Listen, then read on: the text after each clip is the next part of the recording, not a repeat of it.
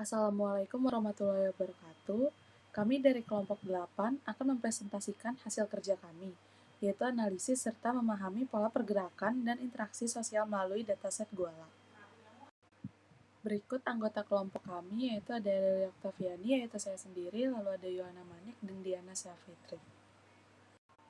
Selanjutnya di sini saya akan menjelaskan sedikit tentang deskripsi dataset yang kami gunakan, yaitu dataset 2 atau Guala, di mana dataset yang kami gunakan merupakan sebuah data dari platform jaring sosial berbasis lokasi yang populer sebelum diakuisisi oleh Facebook, di mana dataset ini berisikan informasi interaksi pengguna dari awal rilis hingga 1 Juni 2011, di mana dataset ini mencakup dari 2,8 juta lokasi unik di seluruh dunia yang terbagi dalam 7 kategori utama, di mana struktur jaringan sosial dalam dataset ini memungkinkan analisis hubungan antara pengguna, termasuk pengaruh teman terhadap preferensi lokasi, pola perjalanan bersama, dan penyebaran informasi berbasis lokasi.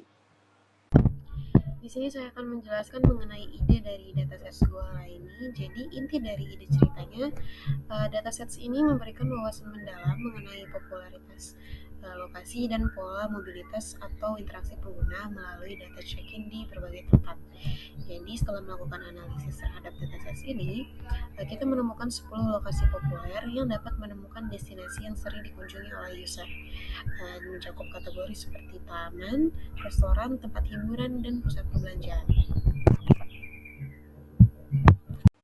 Dari dataset yang telah kami olah, yang telah melakukan pre-processing, didapatkan visualisasi data dari lokasi paling populer untuk dikunjungi berdasarkan kota, yaitu ada Austin, Stockholm, New York, Jakarta, Oslo, Riyadh, Seoul, Los Angeles, Tokyo, dan Moskow.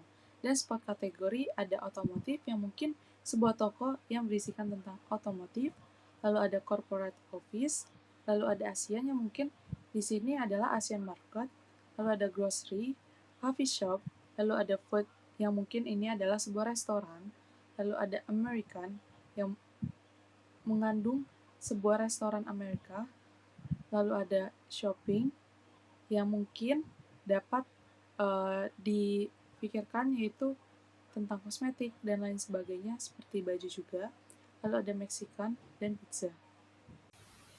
Selanjutnya kita akan membuat visualisasi untuk lokasi paling populer untuk dikunjungi dari keseluruhan dan hari weekend. Nah, yang pertama itu ada diagram batang dari tempat yang paling populer saat check-in gitu. Yang pertama itu ada tempat dengan ID 9246 sebanyak kurang lebih sekitar 650-an.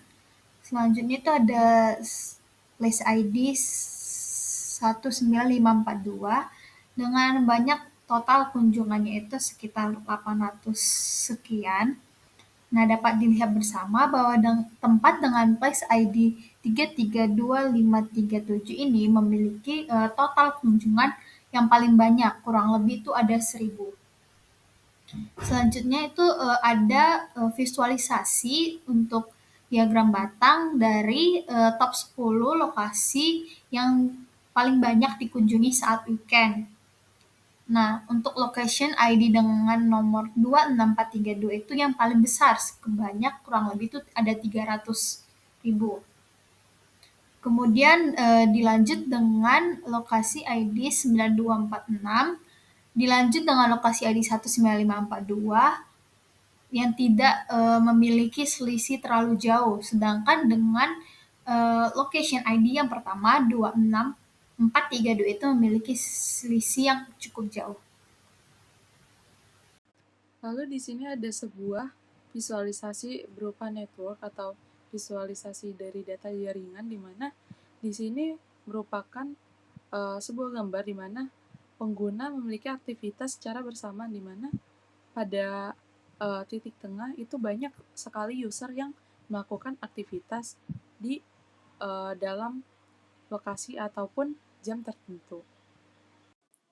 Pada visualisasi ini juga menunjukkan konsentrasi tinggi node di tengah graf yang mengindikasikan lokasi dengan daya tarik sosial yang besar, di mana klaster di pinggir graf menggambarkan kelompok user dengan preferensi yang spesifik, sedangkan node terisolasi adalah user yang jarang berinteraksi di lokasi populer.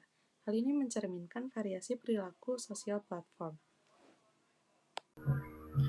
Pada slide ini saya akan menjelaskan mengenai grafik yang kita analisis mengenai waktu yang paling sering dijadikan kunjungan berdasarkan hari dan jamnya.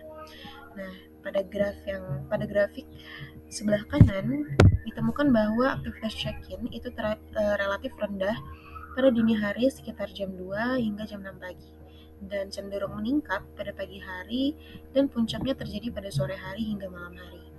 Nah, yang di grafik sebelah kiri itu menunjukkan distribusi check-in meningkat itu terjadi di akhir pekan, yaitu terutama di hari Sabtu, karena cenderung relatif tinggi dibandingkan hari Minggu. Dan hal ini menunjukkan bahwa jam sibuk merupakan jam sore hingga malam, dan serta akhir pekan menjadi waktu yang paling aktif terutama di hari Sabtu. Di sini saya akan menjelaskan diagram batang yang menjelaskan user yang paling banyak memiliki teman di platform Goala. Jadi, setelah kita melakukan analisis, user ID 1934 memiliki jumlah jaringan atau network yang lebih banyak atau tinggi gitu, sekitar 17.500 jaringan atau teman, dibandingkan pengguna lainnya yang cenderung lebih rendah, sekitar 2.000 sampai 6.000 teman di dalam platform Goala. Jadi hal ini tuh menunjukkan bahwa adanya ketidakseimbangan dalam social network atau mayoritas pengguna memiliki koneksi yang lebih terbatas.